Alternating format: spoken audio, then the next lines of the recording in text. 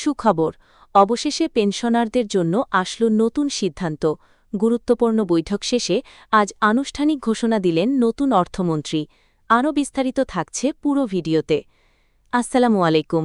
আপনি যদি একজন সরকারি চাকরিজীবী হয়ে থাকেন, তাহলে সবার আগে নবম পে স্কেলের আপডেট পেতে আমাদের এই চ্যানেলটি সাবস্ক্রাইব করে ভিডিওতে লাইক করে দিন। অবশেষে পেনশনারদের নিয়ে এলো নতুন সিদ্ধান্ত। আজ এক গুরুত্বপূর্ণ বৈঠক শেষে সাংবাদিকদের সামনে দাঁড়িয়ে নতুন অর্থমন্ত্রী যে ঘোষণা দিলেন, তা দেশের লাখো অবসরপ্রাপ্ত কর্মকর্তা কর্মচারী এবং তাদের পরিবারের জন্য নতুন আশার বার্তা হয়ে এসেছে। দীর্ঘদিন ধরে যে প্রত্যাশা, যে দাবি, যে অপেক্ষা চলছিল, সেই প্রেক্ষাপটেই এই সিদ্ধান্তকে দেখা হচ্ছে অত্যন্ত তাৎপর্যপূর্ণ একটি পদক্ষেপ হিসেবে। অর্থমন্ত্রী স্পষ্ট ভাষায় জানিয়েছেন, পেনশন ব্যবস্থাকে আরও বাস্তবসম্মত, যুগোপযোগী ও মানবিক করতে সরকার নতুন কাঠামো প্রণয়নের পথে এগোচ্ছে। এই ঘোষণার মধ্য দিয়ে শুধু একটি প্রশাসনিক পরিবর্তনের ইঙ্গিত নয়, বরং অবসর জীবনের নিরাপত্তা ও সম্মান নিশ্চিত করার অঙ্গীকারও প্রকাশ পেয়েছে। বৈঠকে আলোচিত বিষয়গুলোর মধ্যে ছিল পেনশন ভাতা সমন্বয়, চিকিৎসা সুবিধা বৃদ্ধি, ডিজিটাল পেনশন ব্যবস্থার বিস্তার এবং দ্রুত নিষ্পত্তির নিশ্চয়তা। অর্থমন্ত্রী বলেন, অবসরপ্রাপ্তরা রাষ্ট্রের প্রতি তাদের কর্মজীবনের গুরুত্বপূর্ণ সময় উৎসর্গ করেছেন, তাই তাদের জীবনের এই পর্যায়ে আর্থিক অনিশ্চয়তা বা জটিলতার মুখোমুখি হওয়া উচিত নয়।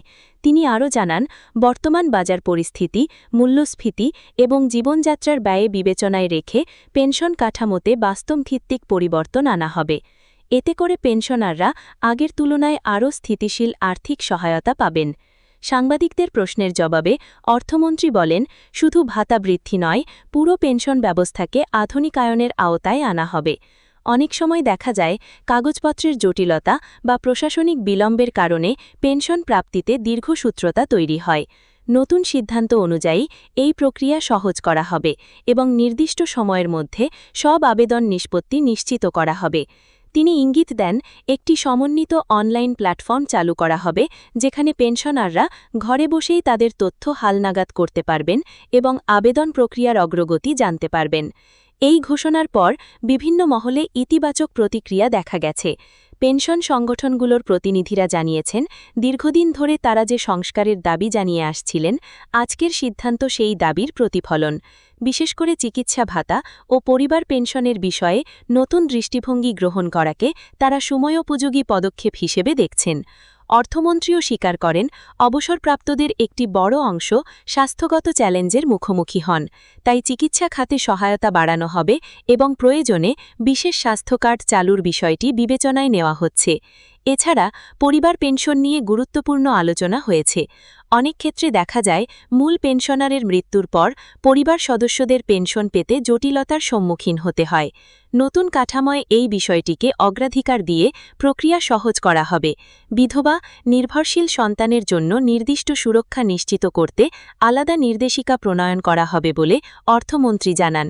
এতে করে একটি পরিবার যেন আকস্মিক আর্থিক সংকটে না পড়ে, সেই নিশ্চয়তা দেওয়া হবে। অর্থমন্ত্রী আরও বলেন, পেনশন ব্যয়কে সরকার ব্যয় হিসেবে নয়, বরং সামাজিক নিরাপত্তা বিনিয়োগ হিসেবে দেখে।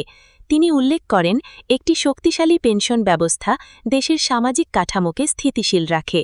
অবসরপ্রাপ্তদের আর্থিক সুরক্ষা নিশ্চিত হলে তাদের পরিবারও উপকৃত হয়, যা সামগ্রিক অর্থনীতিতে ইতিবাচক প্রভাব ফেলে। তাই বাজেট পরিকল্পনায় পেনশন খাতকে বিশেষ গুরুত্ব দেওয়া হবে। বৈঠকে আরও আলোচনা হয়েছে অবসর গ্রহণের পর স্বল্প সুদের ঋণ সুবিধা এবং বিশেষ সঞ্চয় স্কিম চালুর বিষয়ে। অনেক পেনশনার অবসর জীবনে ছোটখাটো ব্যবসা বা কৃষি কার্যক্রম শুরু করতে চান। তাদের জন্য সহজ শর্তে আর্থিক সহায়তা দেওয়ার প্রস্তাবও বিবেচনায় আছে। এতে করে অবসর জীবন শুধু নির্ভরতার নয়, বরং সক্রিয় ও উৎপাদনশীল জীবনের রূপ নিতে পারে। ডিজিটাল রূপান্তরের অংশ হিসেবে পেনশন স্লিপ, কর সংক্রান্ত তথ্য এবং বার্ষিক যাচাইকরণ প্রক্রিয়া অনলাইনে সম্পন্ন করার উদ্যোগ নেওয়া হবে। এতে দুর্নীতি ও অনিয়ম কমবে এবং পেনশনারদের সময় ও খরচ সাশ্রয় হবে। অর্থমন্ত্রী জোর দিয়ে বলেন, চক্ষাস ও জবাবদিহিতা নিশ্চিত করাই সরকারের প্রধান লক্ষ্য। পেনশন ব্যবস্থায় কোনো ধরনের অসঙ্গতি বা ভোগান্তি বরদাস্ত করা হবে না। তিনি আরও উল্লেখ করেন, ভবিষ্যতে পেনশন কাঠামোকে ধাপে ধাপে এমনভাবে সংস্কার করা হবে যাতে কর্মজীবনের শেষ বেতন, চাকরির মেয়াদ এবং অবদান অনুযায়ী ন্যায্য হিসাব নিশ্চিত হয়। একটি নির্ভরযোগ্য ডেটাবেস তৈরি করা হবে যেখানে সকল পেনশনারের তথ্য সুরক্ষিত থাকবে। এর মাধ্যমে ভুল হিসাব, তথ্য বিভ্রান্তি বা আর্থিক অনিয়ম অনেকাংশে কমে আসবে। সংশ্লিষ্ট দপ্তরগুলোকে প্রযুক্তিগত দক্ষতা বৃদ্ধির নির্দেশনাও দেওয়া হয়েছে।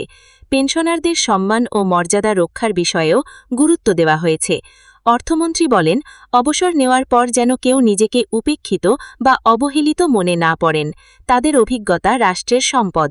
প্রয়োজনে বিভিন্ন পরামর্শ কমিটি বা সামাজিক উন্নয়ন কার্যক্রমে অবসরপ্রাপ্ত দক্ষ জনবলকে যুক্ত করার পরিকল্পনাও বিবেচনায় রয়েছে। এতে করে তারা সমাজের সঙ্গে সক্রিয়ভাবে সম্পৃক্ত থাকতে পারবেন।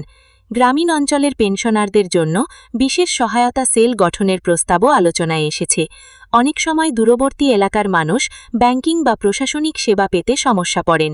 নতুন সিদ্ধান্ত অনুযায়ী মাঠ পর্যায়ে সমন্বিত সহায়তা ব্যবস্থা গড়ে তোলা হবে যাতে কোনো পেনশনার সেবা বঞ্চিত না হন।